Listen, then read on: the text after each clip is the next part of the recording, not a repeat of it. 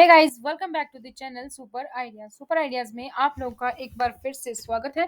और आज 4 सितंबर, तो आज की बड़ी खबर उत्तराखंड की इस वीडियो में हम देखने वाले हैं। पैरालंपिक से रिलेटेड भी अपडेट रहेगी, उसके साथ ही बहुत सारी अपडेट्स, चार धाम यात्रा, स्कूल कॉलेजेस, काफी अपडेट्स आप लोगों को इस वीडियो से मिलने वाली है। तो वीडियो को अंत तक जरूर देखें ताकि आप लोग किसी भी अपडेट को मिस ना करें। तो उत्तराखंड में कोरोना केसेस की सबसे पहले बात कर लेते हैं। शुक्रवार को 36 नए संक्रमित केस मिले, एक भी मरीज की मौत नहीं हुई। और बीते 24 घंटों में 9 मरीजों को ठीक करने के बाद घर भेजा गया। एक्टिव मामलों की संख्या बढ़ गई है, 410 पहुंच गई है। उत्तराखंड कोविड 19 महामारी के चलते चार धाम यात्रा ठप है, लेकिन चुनावी यात्राएं शुरू हैं। चार धाम यात्रा से जुड़े व्यापारियों का यात्रा शुरू करने का दबाव बना रहे हैं, लेकिन सरकार चार धाम यात्रा शुरू करने को लेकर निर्णय नहीं ले पा रही है। इसकी मुख्य वजह कोरोना संक्रमण का खतरा है। राज्य में बेशक कोरोना संक्रमण की दर अब काफी कम हो चुकी है, लेकिन खतरा पूरी तरीके से टला नहीं है। कोविड से अनाथ बच्चों को कक्षा 1 से 12वीं तक निःशुल्क शिक्षा आदेश जारी। महिला सशक्तिकरण एवं बाल विकास विभाग की ओर से योजना के दायरे में आने वाले प्रभावित बच्चों के खाते में डीबीटी यानी कि डायरेक्ट बेनिफिट ट्रांसफर के तहत 3,000 रुपए की धनराशि दी जा रही है, लेकिन इन बच्चों को कुछ अन्य योजनाओं का लाभ नहीं मिल पा रहा है। बैडमिंटन में टोक्यो पैरालंपिक्स में उत्तराखंड के मनोज सरकार की धूम, सेमीफाइनल में पहुंच चुके हैं। टोक्यो में चल रहे पैरालंपिक में उत्तराखंड के अर्जुन अवार्डी मनोज सरकार ने यूक्रेन के खिलाड़ी अलेक्जेंडर को 28 मिनट में ही 2-0 से पराजित कर सेमीफाइनल मुकाबले में जगह बना ली है। टोक्यो में 5 सितंबर तक चलने वाले पैरा बैडमिंटन की SL3 श्रेणी में राज्य के एकमात्र अंतर्राष्ट्रीय पैरा बैडमिंटन खिलाड़ी मनोज सरकार ने प्रतिभाग किया है। विधानसभा चुनाव के लिए भाजपा शुक्रवार से शुरू करेगी अपना प्रचार अभियान। तो शुक्रवार से स्टार्ट हो चुका है। उत्तराखंड में सत्तारूढ़ भाजपा अगले साल होने वाले विधानसभा चुनाव के लिए अपना अभियान शुरू कर चुकी है। भाजपा केंद्रीय मंत्री अजय भट्ट की जन आशीर्वाद यात्रा के दूसरे चरण की शुरुआत श्रीनगर विधानसभा क्षेत्र से होगी, जिसका प्रतिनिधित्व पुष्कर सिंह धामी सरकार में मंत्री धन सिंह रावत करेंगे। योग नगरी ऋषिकेश साहसिक खेलों के लिए पूरे देश में अपनी एक अलग पहचान बनाए रखता है, और यही कारण है कि देश के अलग अलग कोनों से रिवर राफ्टिंग करने हर साल यहाँ काफी संख्या में लोग आते हैं। राफ्टिंग से 20,000 से ज्यादा लोगों का प्रत्यक्ष और अप्रत्यक्ष रूप से रोजगार जुड़ा है। एक माह में 50 लाख रुपए से ज्यादा का कारोबार होता है, लेकिन बीते करीब 5 माह से राफ्टिंग बंद होने के कारण कारोबार काफी प्रभावित हुआ है। वहीं ऋषिकेश के बाजार भी सूने पड़े हैं। उत्तर प्रदेश के गोरखपुर में राप्ती, रोहिन, सरयू और गोर्रा में आई तूफान को देखकर किनारे के गांवों के लोग दहशत में हैं।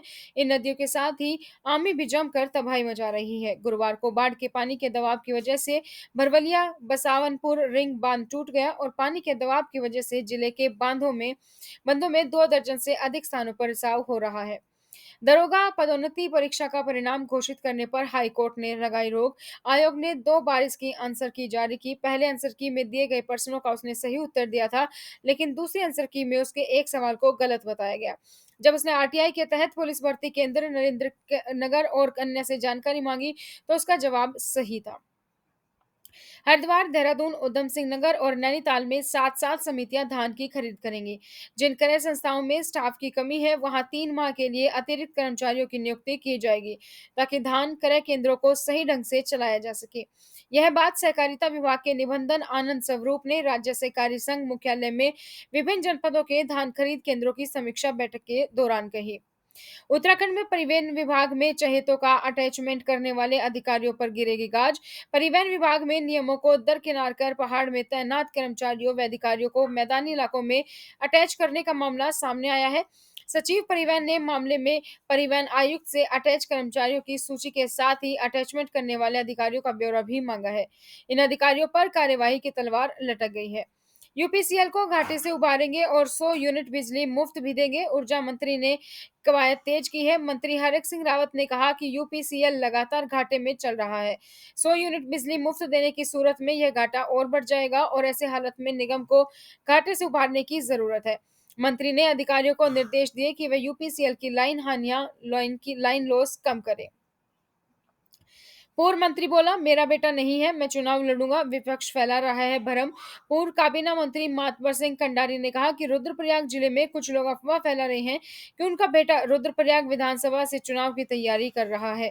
ये लोग झूठी अफवाहें फैलाकर लोगों के मन में भ्रम पैदा करने की कोशिश कर रहे हैं।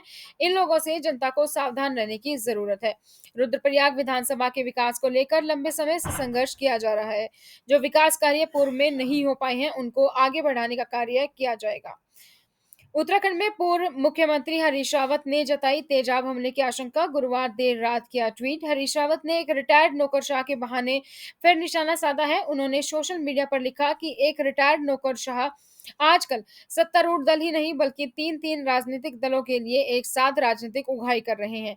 खनन की उगाही भी बढ़ रही है। उत्तराखंड में वीर चंद्र सिंह गढ़वाली पर्यटन स्वरोजगार योजना की सब्सिडी बढ़ेगी। प्रस्ताव तैयार करने के निर्देश दे दिए गए हैं। मुख्यमंत्री पुष्कर सिंह धामी ने सचिवालय में पर्यटन विभाग की समीक्षा की। उन्होंने पर्यटन से संबंधित योजनाओं के क्रियान्वयन के साथ ही 3 माह की योजना का भी प्रस्ताव तैयार करने के निर्देश दिए। कहा कि प्रदेश में नए पर्यटन स्थलों के विकास और पर्यटन गतिविधियों को बढ़ावा देने के साथ पर्यटकों की सुख सुविधाओं का विशेष ध्यान देने की जरूरत है।